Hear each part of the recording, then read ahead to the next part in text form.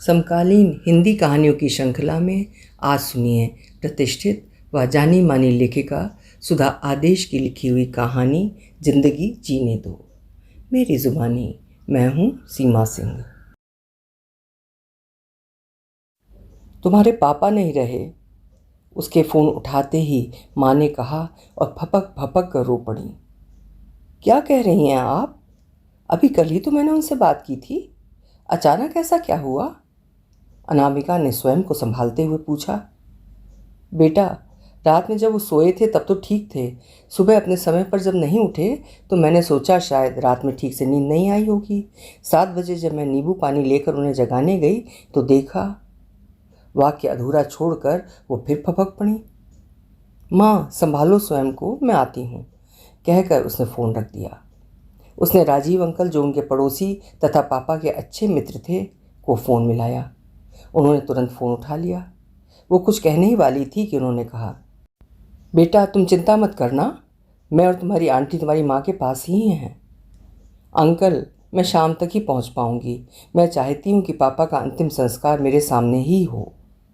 ठीक है बेटा, मैं दिनेश के पार्थिव शरीर को बर्फ़ की सिल्ली पर रखवा देता हूँ। Thank you uncle. Anamika flight की टिकट बुक कराकर पैकिंग करने लगी।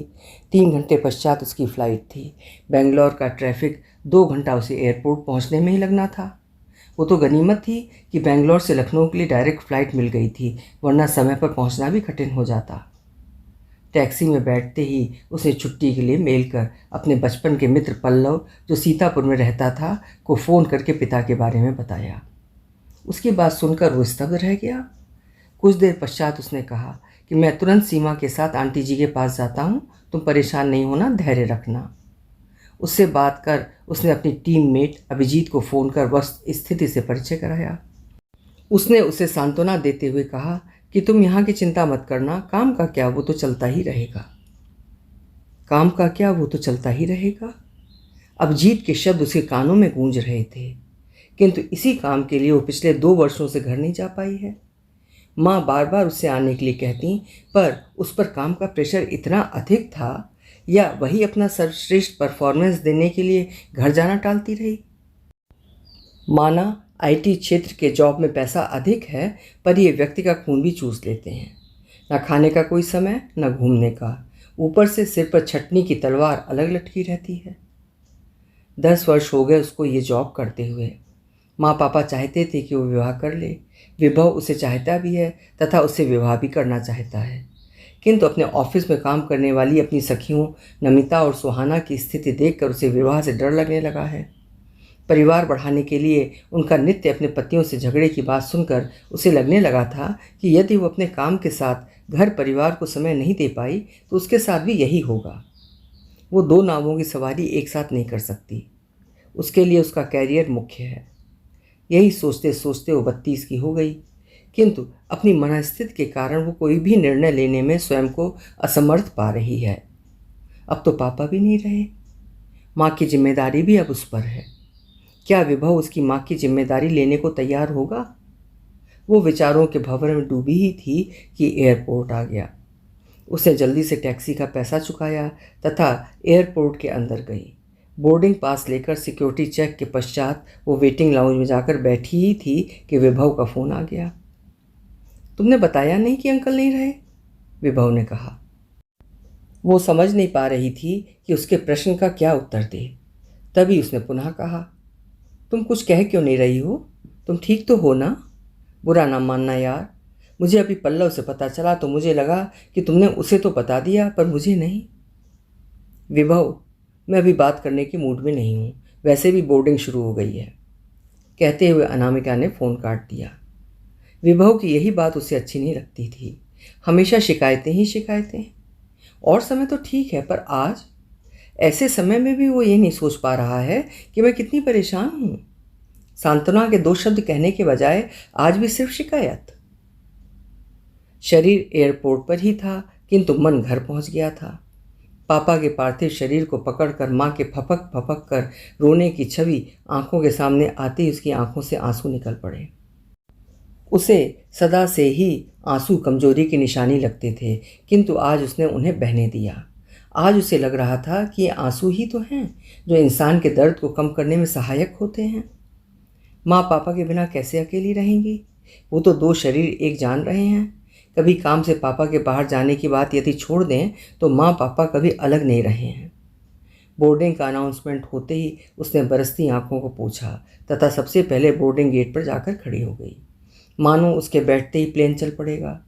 सच, कभी कभी मन तो तुरंत पहुंचना चाहता है और शायद पहुंच भी जाता है, पर तन को तो बहुत सारे बंधनों और नियमों को मानना ही पड़ता है, बहुत सारी बाधाओं को झेलना पड़ता है।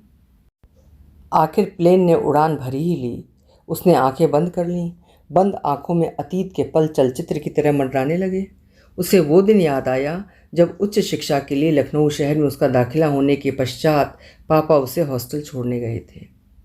पापा के जाने के बाद उसकी आंखें बरसने को आतुर थीं, किंतु आंसुओं को आंखों में ही रोककर वो अपने कमरे में आकर निःशब्द एक ही जगह पर बैठी रह गई थी। मन में द्वंद्व चल रहा था। आखिर वो दुखी क्यों है? उसकी ही तो इच्छा तो उसके पापा ने उसकी माँ के विरुद्ध जाकर पूरी की है। उसके मन के प्रश्न का उसके पास कोई उत्तर ही नहीं था। वो एक छोटे से कस्बे से आई थी, जहाँ यहाँ आने से पूर्व वो खुश थी। वहीं अब यहाँ आकर न जाने क्यों मन में द्वंद्व था, चिंताएं थीं, आशंका थी कि क्या वो इस बड़े शहर में स्वयं को एडजस्ट भी कर पाएगी। पापा की कपड़े की दुकान थी। वो स्वयं तो अधिक पढ़े लिखे नहीं थे, किंतु मन मस्तिष्क से आधुनिक विचारधारा के पोषक थे। वो चाहते थे उनकी बेटी इतनी सक्षम बने कि अगर कभी जीवन में कोई कठिनाई आए तो उसका सामना कर सके। पर उसकी माँ उसके दूर जाने की आशंका मात्र से ही परेशान थी। उन्हें लगता था कि उनकी भोली भाली बेटी शहर में अकेले कैसे रह पाएगी। माँ की आशंका गलत भी नहीं थी। पापा के विपरीत उन्होंने प्रारंभ से ही दुनिया की कुत्सित नज़रों से बचाने के लिए उसे इतने बंधन में रखा था कि वो किसी से भी बात करने या अकेले कहीं भी जाने में डरने लगी थी। स्कूल भेजना तो माँ की मजबूरी थी। घर से स्कूल, स्कूल से घर ही उसकी दुनिया थी। माँ का अनुशासन या कहें रोक टोक उसे कोई स्वप्न देखने का अधिकार ही नहीं देती थी। एक बार वो बुआ के घर गई। सीमा दीदी, बुआ की बेटी, जो उस समय डॉक्टरी की पढ़ाई कर रही थी, को देखकर उसके नन्हे मन में भी एक नन्हा सपना तिराया था। उसने सुना था कि डॉक्टर बनने के लिए बहुत अच्छे नंबर आने चाहिए। उसने मन लगाकर पढ़ना प्रारंभ कर दिया था। मैट्रिक में उसके 95% नंबर आए तो उसकी बुआ ने पापा को उसका शहर के अच्छे कॉलेज में दाखिला करवाने के लिए कहा। पापा को भी अपनी बहन की बात अच्छी लगी, अतः पापा ने इस शहर के अच्छे कॉलेज में दाखिला करवाकर स्कूल के पास स्थित महिला हॉस्टल में उसके रहने की व्यवस्था कर दी। पापा के जाते समय वो फूट फूट कर रोने लगी थी। बेटा रो मत, तेरे भविष्य के लिए तुझे यहाँ छोड़ रहे हैं, बस अपना ख्याल रखना। तुझे तो पता है तेरी माँ तुझे लेकर कितना पजेसिव है। कहते हुए पापा ने उसके सिर पर हाथ फेरा था तथा बिना उसकी ओर देखे चले गए। अपने आंसुओं को रोक कर वो अपने कमरे में आ गई, पर उसे बार बार ऐसा लग रहा था कि उसे छोड़कर जाते हुए पापा की आंखों में भी आंसू थे, जिसकी वजह से उन्होंने पीछे मुड़कर नहीं देखा। ये विचार आते ही वो और उदास हो गई। मैं अंजलि, और तुम? अंजलि ने कमरे में प्रवेश करते ही कहा। मैं अनामिका। अपने विचारों के कवच से बाहर निकलते हुए उसने कहा। बहुत प्यारा नाम है। क्या करने आई हो? मैंने यहाँ जयपुरिया कॉलेज में 11वीं में एडमिशन लिया है। जयपुरिया? उसमें तो मैं भी पढ़ रही हूँ। क्या 11वीं में? नहीं, 12वीं में। ओहो। कहते हुए अनामिका के चेहरे पर उदासी झलक आई। क्यों, क्या हुआ? अरे क्लास 1 नहीं है तो क्या हुआ, हमारा आना जाना साथ होगा। अंजलि ने उसके चेहरे की उदासी को देखकर कहा। वो बात नहीं, माँ पापा की याद आ गई। अनामिका ने रुआसी आवाज़ में कहा। मैं तुम्हारा दर्द समझ सकती हूँ। जब भी कोई पहली बार घर छोड़ता है उसकी मनोदशा तुम्हारी तरह ही होती है, पर धीरे धीरे सब ठीक हो जाता है। आखिर हम अपना कैरियर बनाने के लिए यहाँ आए हैं। अच्छा, बेसन के लड्डू खाओ। मैं भी कल ही आई हूँ, माँ ने साथ रख दिए हैं।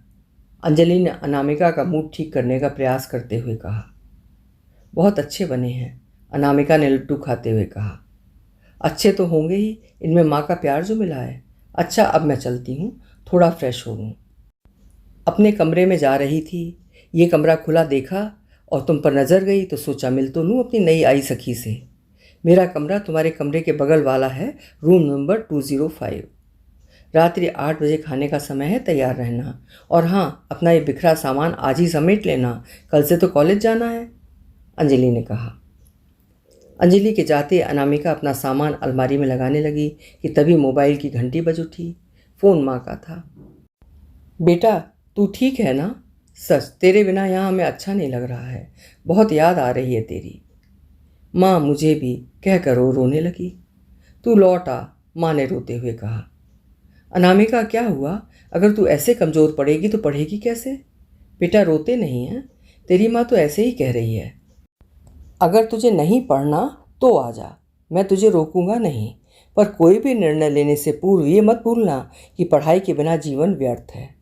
चाहे लड़का हो या लड़की, जीवन के रण संग्राम में स्वयं को स्थापित करने के लिए शिक्षा बेहद आवश्यक है। क्षणिक निर्णय सदा आत्मघाती होते हैं बेटा। अतः जो भी निर्णय लेना, सोच समझ कर लेना, क्योंकि इंसान का सिर्फ एक निर्णय उसके जीवन को बना भी सकता है और बिगाड़ भी सकता है। पापा ने माँ के हाथ से फ़ोन लेकर कहा। अरे, तुम अभी बात ही कर रही हो, खाना खाने नहीं चलना? अंजलि ने कमरे में आकर कहा। पापा, मैं खाने जा रही हूँ, आकर बात करती हूँ। वो अंजलि के साथ मेस में गई। वहाँ उसकी तरह की लगभग 15 लड़कियाँ थीं। सभी ने उसका बेहद अपनेपन से स्वागत किया। सबसे परिचय करते हुए उसने खाना खाया। रेखा और बबीता नौकरी कर रही थीं, जबकि अन्य लड़कियाँ पढ़ रही थीं। खाना घर जैसा तो नहीं, पर ठीक ठाक लगा। खाना खाकर जब वो अपने कमरे में जाने लगी तो उसने देखा, साथ चलती रेखा ने उसके पास आकर कहा, अनामिका, तुम नई नई आई हो इसलिए कह रही हूँ। हम सब यहाँ एक परिवार की तरह रहते हैं। तुम कभी स्वयं को अकेला मत समझना। अगर कभी मन घबराए या अकेलापन महसूस करो तो मेरे पास आ जाना। मेरे कमरे का नंबर 208 है। रेखा की बात सुनकर एकाएक उसे लगा कि जब ये लोग रह सकती हैं तो वो क्यों नहीं। मन में चलता द्वंद्व ठहर गया। अंजलि ने बताया था कि सुबह 8 बजे नाश्ते का समय है। अपने कमरे में आकर अब वो काफ़ी व्यवस्थित हो गई थी। माँ का फ़ोन आते ही उसने सारी घटनाओं के बारे में बताते हुए कहा, माँ, चिंता मत करो, मैं ठीक हूँ, यहाँ सब लोग अच्छे हैं। ठीक है बेटा, पर ध्यान से रहना। आज के ज़माने में किसी पर भरोसा करना उचित नहीं है। कल तेरा स्कूल का पहला दिन है, अपना ख्याल रखना। स्कूल से सीधे हॉस्टल आना हो, मुझे फ़ोन करना। जी माँ। ढेरों ताकीदें देकर माँ ने फ़ोन रख दिया था। माँ उसके लिए चिंतित अवश्य रहती थीं, किंतु उन्होंने उसे कभी किसी ढोंग या ढकोसले, रूढ़ियों, बेड़ियों और परंपराओं में नहीं बांधा था। समय पंख लगाकर उड़ता गया, पता ही नहीं चला। हायर सेकेंडरी के साथ उसने इंजीनियरिंग की कोचिंग प्रारंभ कर दी थी। उसकी खुशी की सीमा न रही जब उसने जी मेंस क्लियर कर लिया। आईआईटी में दाखिले के लिए उसे जी एडवांस की परीक्षा देनी थी। उसकी मेहनत का परिणाम था कि वो प्रथम बार में ही इसमें सफल हो गई। अंततः उसे आईआईटी कानपुर में दाखिला मिल गया। माँ पापा की खुशी का कोई ठिकाना ही नहीं था। उनके परिवार में वो लड़के लड़कियों में पहली थी जो इंजीनियरिंग पढ़ेगी। उसके पश्चात उसने मुड़कर फिर नहीं देखा। माँ कभी विवाह के लिए कहती तो वो कह देती, मुझे समय नहीं है, या जॉब के साथ घर परिवार मुझसे नहीं हो पाएगा। वैसे भी उसे कभी लगा ही नहीं कि उसे विवाह करना चाहिए। पिछले 10 वर्षों में वो कई लोगों के संपर्क में आई। कुछ लोगों ने उससे विवाह की इच्छा जताई, पर वो आगे नहीं बढ़ पाई, क्योंकि कुछ ही दिनों में उस पर उनकी पुरुषवादी मानसिकता प्रभावी होने लगती और उसे अपने आगे बढ़े कदमों को पीछे खींचना पड़ता। इसके साथ ही उसे ये भी लगता कि वो अपने माता पिता की अकेली लड़की है। अगर कभी उन्हें उसकी आवश्यकता पड़ी तो क्या उससे विवाह करने वाला पुरुष उसकी भावनाओं को समझेगा? जब वो छोटी थी तो अक्सर माँ पापा के हितैषी उनसे परिवार के वारिस की बात करते तो पापा कहते कि मेरी अनामिका मेरे लिए पुत्र और पुत्री दोनों है। आजकल न पुत्र पास में रहता है और न पुत्री, फिर किसी से आस क्यों? माँ पापा उससे आस नहीं करते हैं और ना ही कभी करेंगे, पर उम्र की भी तो अपनी बंदिशें होती हैं।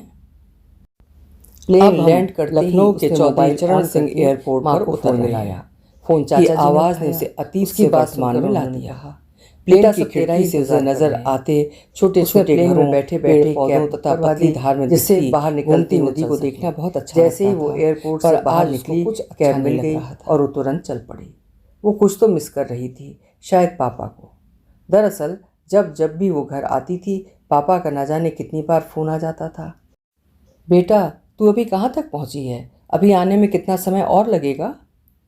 जब वो घर पहुँचती, माँ पापा गेट के पास खड़े उसका इंतज़ार करते मिलते। उसके पहुँचते ही गर्मा गर्म जलेबियाँ और खस्ता मिल जाती थीं, क्योंकि उसे जलेबियाँ बहुत पसंद थीं। आज इस समय वो सबसे अधिक पापा के फ़ोन को मिस कर रही थी। लगभग 1.5 घंटे में वो सीतापुर अपने घर पहुंची। सभी उसका इंतज़ार कर रहे थे। पल्लव और सीमा भी वहां उपस्थित थे। अंतिम क्रिया की सारी तैयारियां हो चुकी थीं। उसके घर पहुंचते ही परिवार के सदस्यों ने पिताजी के पार्थिव शरीर को शमशान घाट ले जाने की तैयारी प्रारंभ कर दी। उनको उठाने 4 लोग बढ़े तो उसने कहा, पिताजी को कंधा मैं भी दूंगी। ये कैसी बात कर रही हो बिटिया? हमारे घर की लड़कियां शव यात्रा में सम्मिलित नहीं होती। तेरा भाई अमित है ना, वो बेटे की जिम्मेदारी निभाएगा। उसके चाचा अविनाश ने उसे रोकते हुए कहा। बेटा, तेरे चाचा ठीक कह रहे हैं, अमित और रोमेश तो हैं ही। उसके मामा जितेंद्र ने कहा। उनके पीछे खड़ा उनका पुत्र रोमेश भी उनका समर्थन करता प्रतीत हो रहा था। चाचा जी, प्लीज़ मुझे पापा के प्रति अपना कर्तव्य निभाने दीजिए, उसने मामा की बात को अनसुना करते हुए चाचा जी से कहा। बेटा लेकिन अविनाश जी प्लीज़, अनामिका ठीक कह रही है। दिनेश जी के लिए वो बेटी नहीं बेटा ही थी। उन्होंने इसे उसी तरह काबिल और आत्मनिर्भर बनाया जैसा वो अपने बेटे को बनाते। इसे अपने पिता के प्रति कर्तव्य निभाने दीजिए। राजीव अंकल का सहयोग मिलते ही उपस्थित सभी लोगों के सुर धीमे पड़ गए। उसने प्रारंभ से अंत तक सारे कर्तव्य निभाए। उसका बचपन का मित्र पल्लव और उसकी पत्नी सीमा भी लगातार उसे सहयोग देते रहे। चाचा जी को उसकी छोटी जाति के कारण उसका आना जाना बिल्कुल पसंद नहीं था, किंतु वो चुप ही रहे, क्योंकि वो जानते थे कि उनके कहने का अनामिका पर कोई असर नहीं होगा। भाभी को तो होश ही नहीं है। माँ की स्थिति देखकर अनामिका सोच रही थी कि सच, एक स्त्री का सारा मान सम्मान, साज श्रृंगार पति ही होता है। पति के बिना उसकी ज़िंदगी अधूरी है। पापा थे भी ऐसे। उन्होंने सदा अपनी पत्नी के मान सम्मान को सर्वोपरि रखा था। उसने कभी उन दोनों को झगड़ते नहीं देखा, न ही अपनी इच्छा को दूसरे पर थोपते देखा था। उसकी नज़रों में वे आदर्श पति पत्नी थे। माँ की हालत देखकर उसने छुट्टी बढ़ा ली। साथ ही उसे वर्क फ्रॉम होम की इजाज़त मिल गई थी, लेकिन ऐसा कब तक चलेगा? उसे समझ में नहीं आ रहा था कि वो क्या करे। नौकरी उसका पैशन है, जबकि माँ जिम्मेदारी। एक दिन उसे लैपटॉप पर काम करते देख उसकी माँ ने कहा, बेटा, तेरे काम में हर्जा हो रहा होगा, अब तू अपने काम पर लौट जा। मेरी चिंता मत कर, मैं अब ठीक हूँ। नहीं माँ, आपकी खुशी से ज़्यादा मेरा काम नहीं है। मैं आपके लिए अपना जॉब छोड़ सकती हूँ, पर आपको यूँ अकेले छोड़कर नहीं जा सकती। बेटा, मैं इतनी स्वार्थी कैसे हो सकती हूँ कि अपनी खुशी के लिए तेरी खुशियाँ छीन लूँ? माना तेरे पापा के जाने के कारण मैं दुखी हूँ, लेकिन अब मुझे उनके बिना जीने की आदत डालनी ही होगी। बेटा, हम सब इस दुनिया में अपने अपने किरदार निभा रहे हैं। जब किसी किरदार का रोल ख़त्म हो जाता है तो उसे जाना ही पड़ता है। बेटा, तेरे पिता के संसार में किरदार खत्म हो गया था, इसलिए उन्हें जाना पड़ा। अब मुझे अपना और तुझे अपना किरदार निभाना है। माँ ने उसकी ओर देखते हुए कहा। किरदार? आप क्या कह रही हैं माँ? मुझे कुछ समझ में नहीं आ रहा, अनामिका ने कहा। बेटा, अब हमें अपने अपने किरदार अर्थात अपने कर्तव्य निभाने होंगे। मुझे तेरे पापा की दुकान को संभालना होगा और तुझे अपना काम पुनः ज्वाइन करना होगा, जिसके लिए तूने इतनी मेहनत की है। माँ, आप दुकान संभालोगी? अनामिका ने आश्चर्य से पूछा। क्यों, क्या हुआ? जब तुम बाहर जाकर काम कर सकती हो तब मैं क्यों नहीं? वैसे भी तुम्हारे पापा मुझसे दुकान की हर बात शेयर करते रहे हैं। मुझे विश्वास है मैं सब संभाल लूँगी। वैसे भोला तो है ही, तुम्हारे पापा के कहीं जाने पर वही दुकान संभालता था। तेरे पापा को उस पर बहुत विश्वास था। कल जब तू सो रही थी तब वो आया था। वो कह रहा था कि मालकिन, जो होना था वो तो हो गया, अब आप इस दुकान को बंद मत कीजिएगा। सदा मालिक का नमक खाया है। छोटा मुंह बड़ी बात मलकिन, मैं झूठ नहीं बोलूँगा। आप तो जानती ही हैं मलकिन कि इस दुकान में मालिक की आत्मा बसती थी। अगर आप इसे बंद कर देंगी तो उनकी आत्मा को कष्ट होगा। बेटा, मुझे उसकी बात ठीक लगी। वो छोटा था तभी तेरे पापा उसे गाँव से लेकर आए थे। उसका विवाह भी हमने ही करवाया था। अब इस उम्र में वो बाल बच्चों को लेकर कहाँ जाएगा? तेरे पापा के द्वारा छोड़ी जिम्मेदारियों का निर्वहन करना अब मेरा कर्तव्य ही नहीं, दायित्व भी है। शायद यही हमारी उनको दी गई सच्ची श्रद्धांजलि होगी, कहते हुए माँ की आंखें भर आई थीं। आपका सोचना ठीक है माँ, पर माँ, आप अकेली कैसे रहोगी? अनामिका की आंखों में चिंता झलक रही थी। मैं अकेली कहाँ हूँ बेटा, मेरे साथ तेरे पापा की यादें हैं, अड़ोसी पड़ोसी हैं, भोला है, फिर जब चाहूँ तुमसे बात कर सकती हूँ। इस मोबाइल की वजह से दुनिया बहुत छोटी हो गई है। बस एक रिक्वेस्ट है, तू अब विवाह कर ले। देख, कोई बहाना मत करना। माता पिता के जीवन की सबसे बड़ी खुशी यही है कि उनकी संतान अपने घर परिवार में खुश रहे। माँ ने अपने चेहरे पर मुस्कान लाते हुए उसे समझाते हुए कहा, माँ, विवाह करना कोई आसान नहीं है, पर आपको विश्वास दिलाती हूँ कि जब भी मुझे समझने वाला लड़का मिल जाएगा उसे आपसे अवश्य मिलवाऊंगी। ठीक है बेटा, मेरी चिंता छोड़कर अब तू अपने काम पर जा। तेरी खुशी ही मेरी खुशी है। आखिर माँ की जिद के आगे अनामिका को हथियार डालने ही पड़े।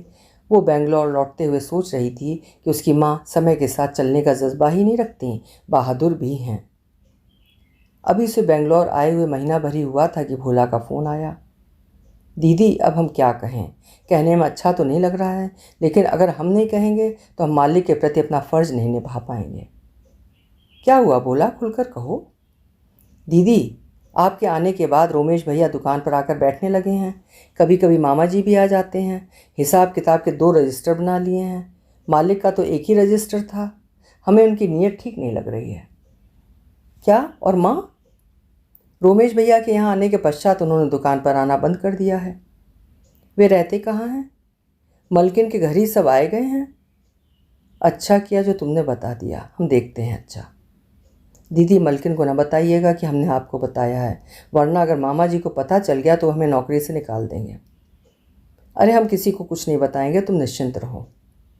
रोमेश दुकान पर बैठने लगा। सुनकर वो अचंभित थी। मामा जी अपने कार्य के प्रति कभी समर्पित नहीं रहे। पिता से विरासत में मिले व्यवसाय को उन्होंने सुरा सुंदरी में गंवा दिया। मामी जी ने उन्हें उनके दुर्व्यसन से मुक्ति दिलवाने की बहुत कोशिश की, किंतु वो उनकी हर कोशिश को अपने शक्ति बल से नाकाम कर देते थे। मामी ये सब नहीं सह पाईं। अंततः एक दिन उन्होंने मौत को गले लगा लिया। मामा जी तब भी नहीं सुधरे। माँ ने उन्हें समझाने की कोशिश की तो वे उनके साथ भी अभद्र व्यवहार करने लगे। पापा ने उनसे दूरी बना ही ली थी। उनके स्वभाव के कारण माँ भी उनसे कतराने लगीं। माँ को दुख था कि 10 वर्षीय रोमेश उचित देखभाल न होने के कारण आवारा लड़कियों की संगत में पड़कर बिगड़ता जा रहा है। उसे कुछ समझ में नहीं आया तो उसने माँ को फ़ोन मिलाया। फ़ोन उठाते ही माँ ने कहा, बेटा तुम मेरी चिंता ना किया कर, तेरे मामा जी तथा रोमेश मेरे पास आ गए हैं। रोमेश ने सब संभाल लिया है। किंतु माँ, वो सब भूली बिसरी बातें हैं, मैं भूल चुकी हूँ, तू भी भूल जा। वे दोनों मेरा बहुत ख्याल रखते हैं। माँ की बात सुनकर वो क्या कहती। उसने फ़ोन रख दिया था। माँ की बातों से उसे लगा था भोला सच कह रहा है। मामा जी ने माँ को अपने मोहजाल में फंसा लिया है। फ़ोन से उन्हें समझाना संभव नहीं था, क्योंकि ये बात इस समय वो समझ ही नहीं पाएंगी। अब उसे ही उनके इस तिलिस्म को तोड़ना पड़ेगा। उसने छुट्टी के लिए अप्लाई कर टिकट बुक करवाई। जैसे ही वो लखनऊ पहुंची, अपने मित्र पल्लव को सारी बातें बताते हुए उसने उसे दुकान पर पहुंचने का आग्रह किया। दरअसल वस्तु स्थिति का पता लगाने के लिए उसने घर न जाकर सीधे दुकान जाना उचित समझा। जब तक पल्लव भी वहाँ पहुँच चुका था। दुकान में प्रवेश करते ही उसने देखा कि रोमेश दुकान में अपने मित्र के साथ शराब पीते हुए ताश खेल रहा है। दुकान के अन्य कर्मचारी उनकी खातेदारी में लगे हैं। बस भोला ही कस्टमर को अटेंड कर रहा है। उसे देखकर एक खरीदार ने कहा, हम तो वर्षों से यहीं खरीदते आ रहे हैं, अब ना वैसा सामान है ना वैसा माहौल, अब कोई दूसरी दुकान ढूंढनी पड़ेगी। चलो जी, शराब की महक के कारण यहाँ बैठना भी मुश्किल हो रहा है। उसी समय खरीदारी करने आई महिला ने उठते हुए अपने पति से कहा। भोला उसे देखकर चौंक गया, जबकि अपने खेल में मस्त रोमेश को उसके आने का पता ही नहीं चला। भोला, यहाँ क्या हो रहा है? तुम तो पुराने कर्मचारी हो, तुमने मुझे पहले क्यों नहीं बताया? उसकी कड़क आवाज़ सुनकर रोमेश उठ खड़ा हुआ तथा बोला, दीदी, आप अचानक यहाँ कैसे? मैं अचानक यहाँ आई तभी तो तुम्हारी करतूतों का पता चला। अभी यहाँ से 2 ग्राहक असंतुष्ट होकर गए हैं। तुम तो अपनी हरकतों से पापा का नाम डुबोने में लगे हो। सॉरी दीदी, अब ऐसा नहीं होगा। तुम ठीक कह रहे हो, अब ऐसा नहीं होगा। चाबी मुझे दो और निकल जाओ दुकान से। और तुम लोग ग्राहकों की सेवा के लिए नियुक्त किए गए हो, ना कि इनकी सेवा के लिए। अब से भोला इस दुकान को संभालेगा तथा तुम सबको उसकी बात माननी होगी। अनामिका ने कड़क आवाज़ में रोमेश की ओर देखते हुए अन्य कर्मचारियों से कहा। रोमेश उसे चाबी देकर चला गया। अनामिका ने चाबी पल्लव को पकड़ाई तो झिझका, किंतु जब अनामिका ने कहा कि पापा के पश्चात इस शहर में वो सिर्फ उस पर ही भरोसा कर सकती है, तब उसने चाबी ले ली। इसके पश्चात उसने कहा, भोला तुम इनका मोबाइल नंबर नोट कर लो, अगर तुम्हें कोई परेशानी हो तो इन्हें फ़ोन कर लेना। दुकान की एक चाबी तुम रखो तथा एक इनके पास रहेगी। वो पल्लव से फिर मिलने की बात कर घर पहुंची। उसे देखकर माँ चौंकी, फिर बोली, बेटी तू अचानक, सब ठीक तो है ना? सब ठीक है मामा, आप यहाँ कैसे? उसने चौंकते हुए कहा। बेटी तेरे भाई रोमेश ने दुकान का काम अच्छे से संभाल लिया है, तेरे मामा उसे गाइड करते रहते हैं। माँ तुम्हें मामा और रोमेश के बारे में सब पता है फिर भी? अब वे बहुत बदल गए हैं, माँ ने अपने भाई की ओर देखते हुए कहा। माँ कुत्ते की दुम कभी सीधी नहीं होती है, कहते हुए उसने मामा की ओर देखते हुए दुकान पर घटित सारी घटनाएं उन्हें बताईं तथा ये भी कि दुकान के इस माहौल के कारण ग्राहक भी असंतुष्ट हैं। मामा जब तक कुछ कहते रोमेश आ गया। रोमेश की हालत देखकर मामा कुछ कह नहीं पाए।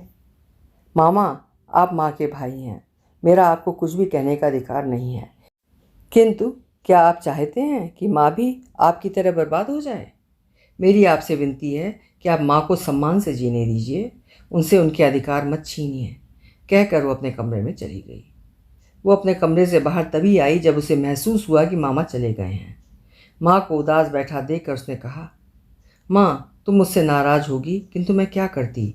भोला ने मुझे फ़ोन करके बताया, वो बेहद चिंतित था। मैं सीधे घर न आकर पहले दुकान इसीलिए गई थी जिससे कि वास्तविक स्थिति का पता लगा सकूं। जैसा कि मैंने आपको बताया, स्थिति सचमुच भयावनी थी। अगर कुछ दिन और ऐसा चलता तो दुकान बंद ही करवानी पड़ जाती। तुम भोला पर विश्वास कर सकती हो तो ठीक है, वरना हम दुकान को बेच देते हैं, तुम मेरे साथ रहो। नहीं बेटी, मैं तेरे पापा की अमानत को अपने जीते जी नहीं बेचने दूंगी। तेरे मामा पर विश्वास कर मैंने गलत किया, अब मैं स्वयं दुकान पर बैठूंगी। ठीक है माँ, जैसी तुम्हारी इच्छा। दुकान की एक चाबी तो भोला के पास है, दूसरी चाबी मैंने पल्लव को दे दी है। मैं तो हूँ ही, फिर भी अगर कभी कोई समस्या हो तो पल्लव या सीमा से बात कर लेना, दोनों ही बहुत भले हैं, तुम उन पर विश्वास कर सकती हो। मन की कशमकश को विराम देते हुए अनामिका ने उनकी गोद में लेटते हुए कहा। वो उसका सिर सहलाते हुए सोच रही थी कि अनामिका के बाहर जाते ही दिनेश जी ने कहा था, सावित्री हर इंसान को समर्थ होना चाहिए जिससे वक्त ज़रूरत पर उसे किसी के सहारे की आवश्यकता न पड़े।